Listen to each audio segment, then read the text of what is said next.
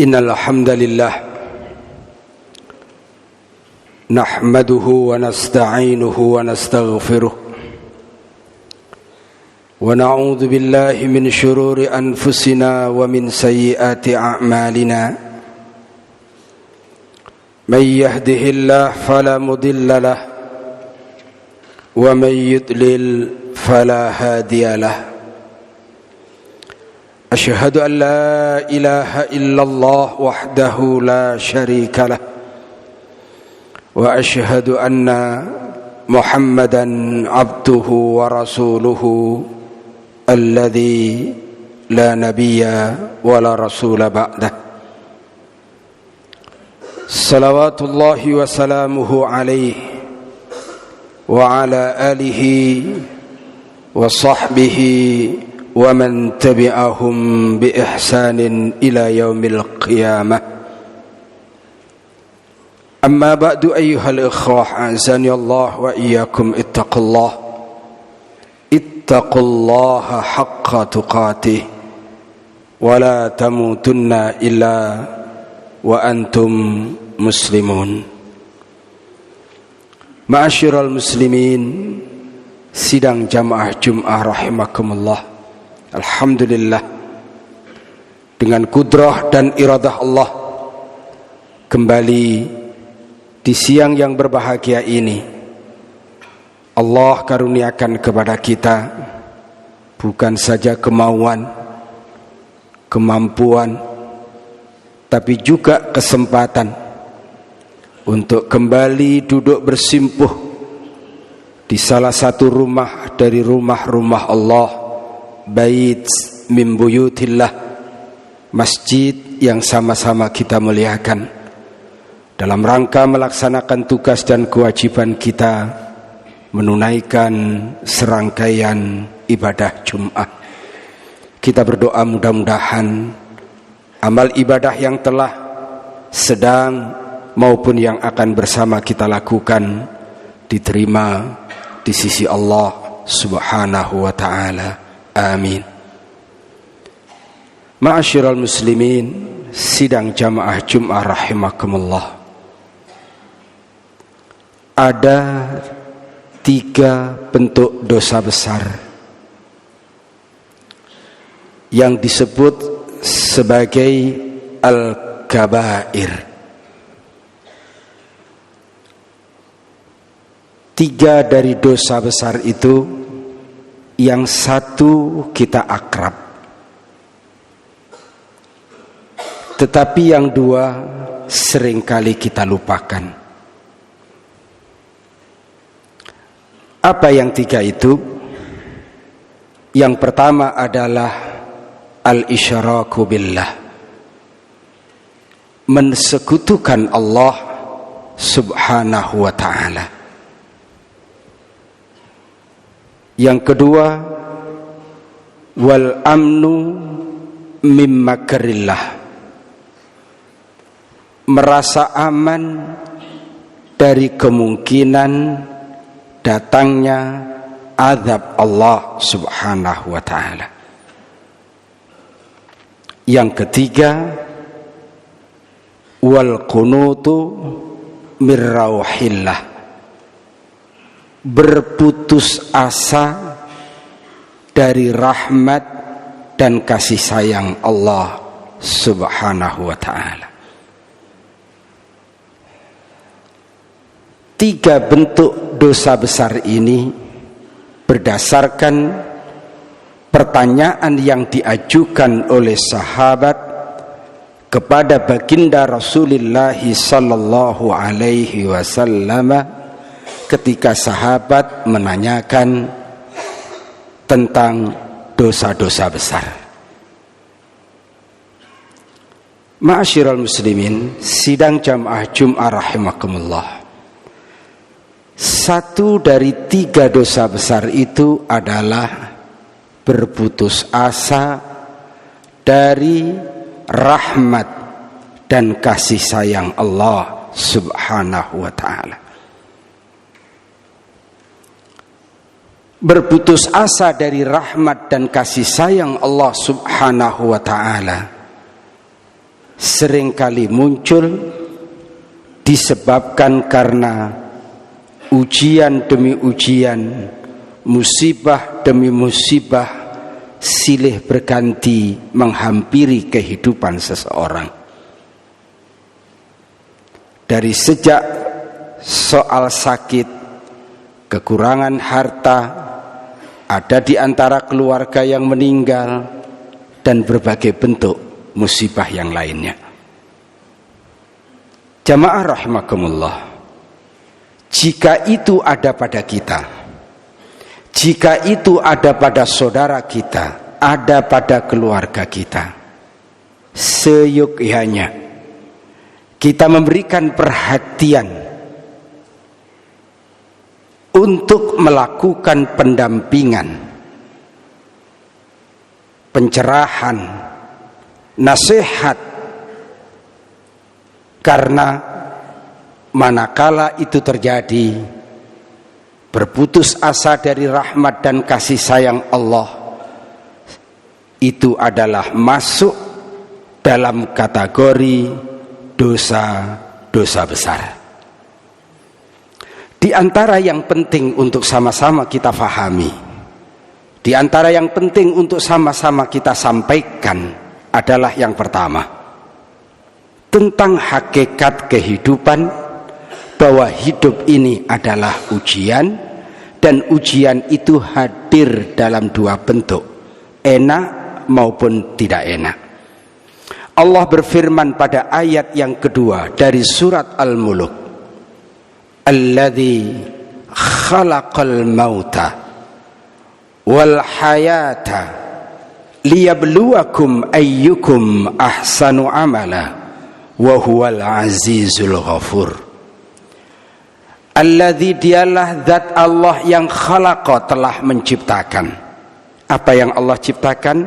Al-mauta, mati, wal hayata, dan hidup. Mati dan hidup itu Allah ciptakan liyabluwakum, untuk menguji kalian. Hidup ini adalah ujian penting.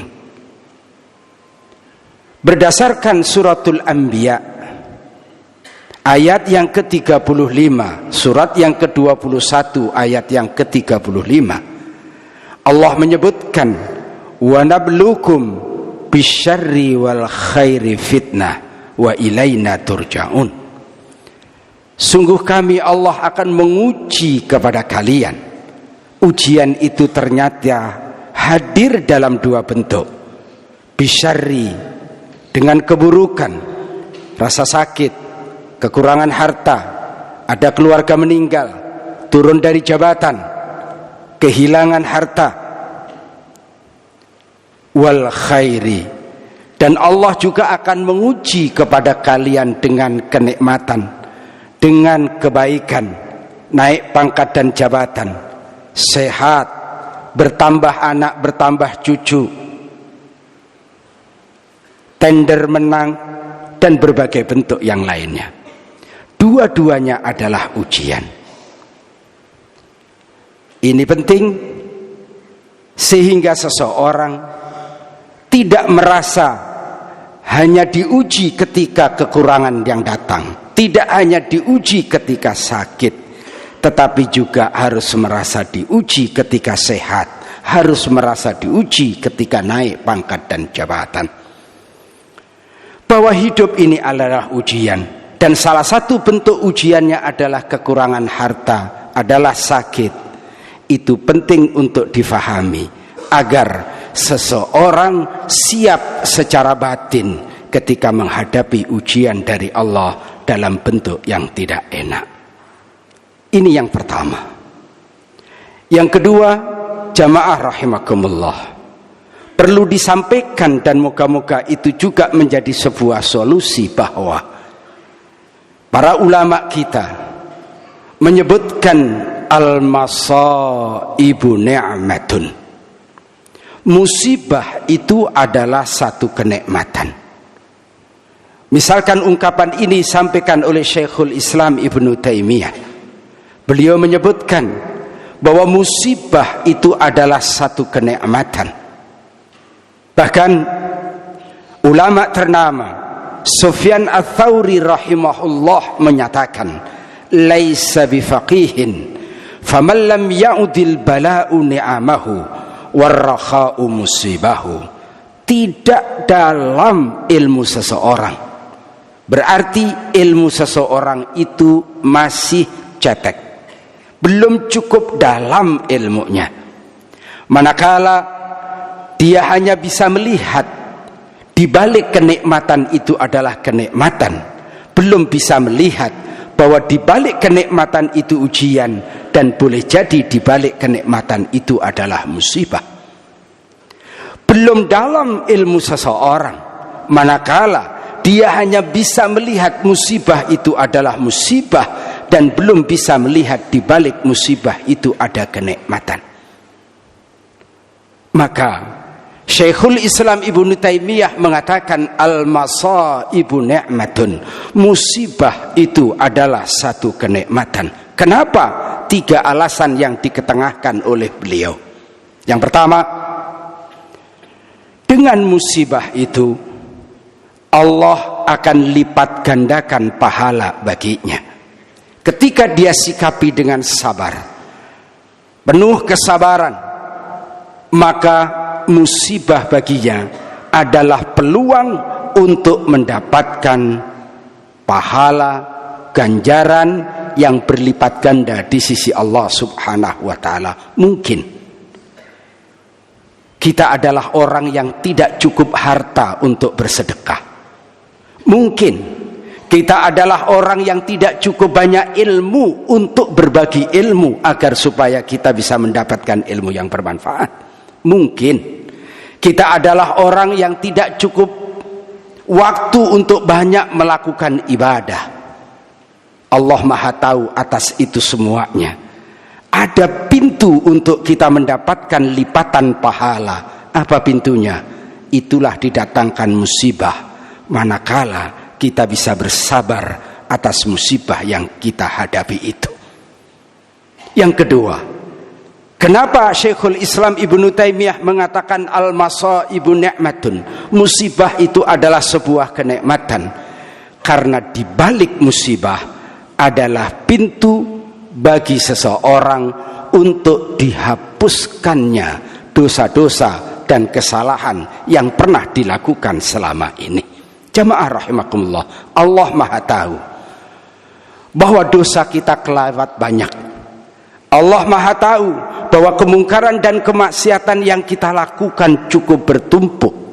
Allah sayang kepada kita, dan bentuk sayangnya Allah kepada kita, Allah berikan musibah kepada kita, Allah berikan sakit kepada kita. Mudah-mudahan kita termasuk orang yang pandai bersabar atas sakit yang diberikan oleh Allah kepada kita.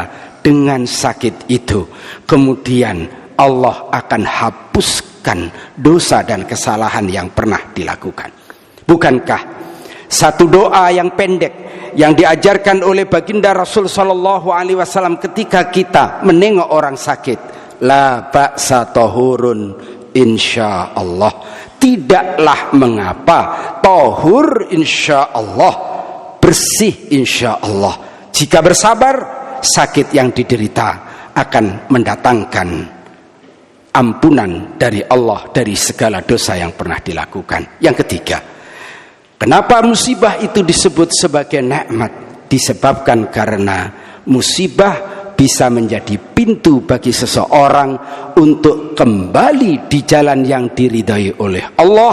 Karena boleh jadi selama ini dia jauh dari Allah, selama ini dia melakukan kemungkaran dan kemaksiatan, dan itu akan terhenti manakala didatangkan kepadanya musibah, sehingga dengan musibah itu menjadikan dia ingat terhadap kekuasaan dan kemahaan Allah, dan karena itu kemudian dia kembali ke jalan yang benar. Banyak contoh, justru di penjaralah awal dia mendapatkan hidayah, dan disitulah titik dia hijrah ke jalan yang diridhoi oleh Allah. Justru ketika tender kalah, disitulah dia sadar tentang siapa dirinya, kesombongan kemudian menjadi hilang, dan itu titik awal dia untuk berhijrah ke jalan yang diridhoi oleh Allah. Karena itu, hal-hal seperti ini penting untuk disampaikan, penting untuk direnungkan, agar supaya ketika musibah terjadi tidak menyebabkan seseorang menjadi berputus asa dari rahmat dan kasih sayang Allah, karena ada satu cara pandang bahwa boleh jadi dengan musibah yang terjadi, disitulah ada sebuah kenikmatan, ada kasih sayang Allah kepada kita. Dan dengan cara itu mudah-mudahan datangnya musibah menjadikan kebaikan bagi seseorang. Mudah-mudahan Allah Subhanahu wa ta'ala memberikan taufik dan hidayah kepada kita. Manakala terjadi musibah, mudah-mudahan kita termasuk orang yang lulus ketika berhadapan dengan musibah demi musibah tersebut. Barakallahu li wa lakum fil Qur'anil azim wa nafa'ani wa iyyakum fihi min ayati wa dzikril hakim. Aqulu qouli hadza astaghfirullah li wa lakum wa li sairil muslimina wal muslimat walhamdulillahi rabbil alamin.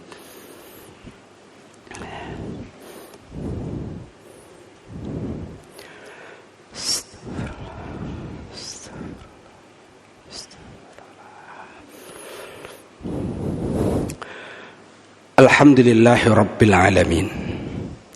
Wassalatu wassalamu ala asyrafil anbiya'i wal mursalin wa ala alihi wa sahbihi wa man tabi'ahum bi ihsanin ila yaumiddin.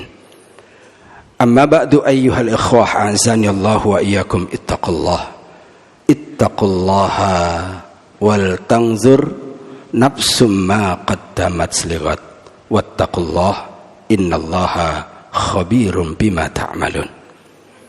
Mengakhiri khutbah pada siang hari ini, khatib ingin menggarisbawahi dengan mengundang kita semuanya buka ayat 185 dari surat Ali Imran, di mana Allah Subhanahu wa ta'ala menyatakan orang yang sukses itu, kata Allah, faman, maka barang siapa orang yang zuhziha, dihindarkan oleh Allah, anin nari, dari jilatan api neraka, wa udkhila, dan dimasukkan dia oleh Allah al jannata, ke dalam surga, faqad faz, maka itulah kesuksesan, faqad faz, maka itulah keberuntungan. Kalau musibah terjadi dengan paham ayat ini, dan dengan musibah itu ternyata kita lebih dekat dengan surga, lebih dijauhkan oleh Allah dari jilatan api neraka, sesungguhnya di balik musibah ada kesuksesan bagi seseorang. Di balik musibah ada keberuntungan bagi seseorang. Sehingga mudah-mudahan cara pandang seperti ini tidak menjadikan seseorang berputus asa ketika menghadapi berbagai persoalan di dalam hidup dan kehidupan ini. Bahwa di balik masalah, di situ ada peluang sukses. Di balik masalah, di situ ada peluang keberuntungan dengan izin dan rahmat dari Allah Subhanahu wa ta'ala. Akhirnya hanya kepada Allah kita mengabdi, hanya kepada Allah kita memohon pertolongan, dan marilah kita berdoa kepada Allah Subhanahu wa ta'ala. Mudah-mudahan Allah senantiasa memberikan taufik dan hidayahnya kepada kita. Allahumma ighfiril muslimina wal muslimat wal mu'minina wal mu'minat al ahya'i minhum wal amwat.